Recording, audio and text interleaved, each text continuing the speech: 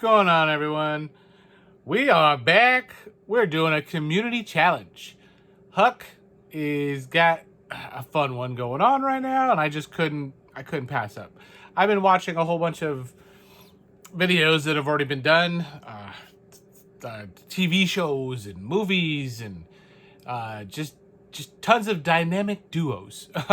Basically, Huck put out a challenge to the community to do your favorite duo. Could be from movies, could be from television, could be from whatever, really, cinema.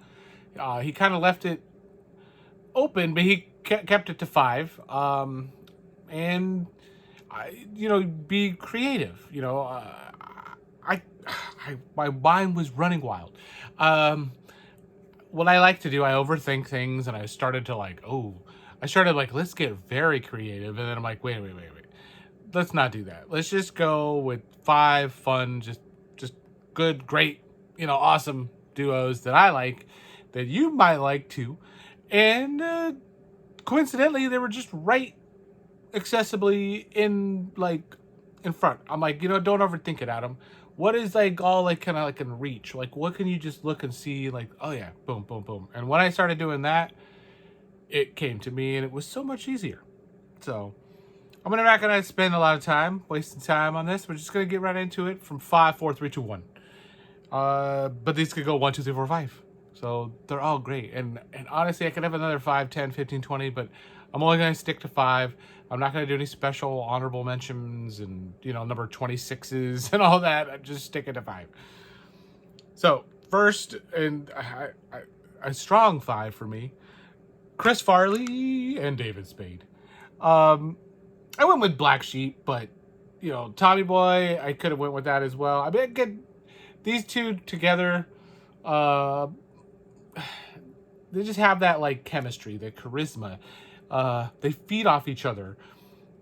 Chris being more of the silly, stupid, David being more of the serious, sarcastic, and just silly, sarcastic. Just when it gets together, sometimes doesn't work, but when these two put it together, I enjoy it. I like it. So I wish Chris was still with us. Farley would have been just putting out some hits. I could tell, some movies that I could just see him in right now. So he makes me laugh still. But there is number 5, Farley and Spade. And I'm not going off movies. I'm going off duos. So it could be Black Sheep, but that's Black Sheep is the one today, but you know what I mean. Same with this. This is just straight up because of the duo, and just the movie happens to have them both right on the cover. The Coreys. They didn't have let's say a ton of great work together. A lot of it was more stronger Corey, and then the other maybe Corey, but License to Drive, of course, being number 1, and I technically have License to Drive right here too. So if we really wanted to get technical, this would be the one. But just again, it's all about the duo. So the Coreys, when they're together, when they're talking and doing their thing, I just loved it. I grew up with the Feldman and the Haim, and anything basically they're in, I've enjoyed, and I've enjoyed when they're on screen together the most. They have just their own unique style. Back then, their style was unique and different and cool. One was Michael Jackson-y imitator. The other one was just not so much, just whatever. He went through some phases, I guess you could say, a couple bandanas and other random whatnot. But anyways, the Coreys, we'll call it. The Coreys is number 4. Strong number 4 as well. Could have been number 1, 2, 3, but all of these I just love. This one kind of, I don't know if it's for everyone, but for me, Kal Penn, John Cho, we'll just use their real names for now and see if you already know what I'm talking about. But Harold and Kumar, number 3, and White Castle is the one I would go with first. But these two, they put out some fun, just stoner flicks, just full on stoner flicks.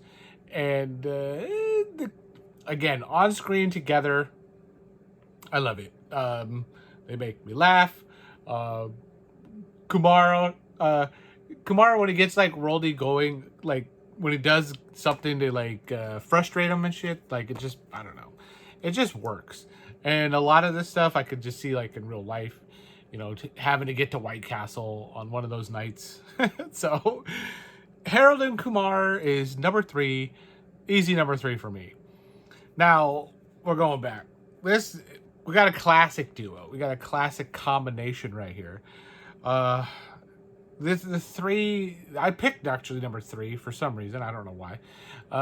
But the first, just the way that they just built up and worked together and are still iconic to this day. And number one movies for most people for the era. Yes, I'm talking about Michael J. Fox and Christopher Lloyd.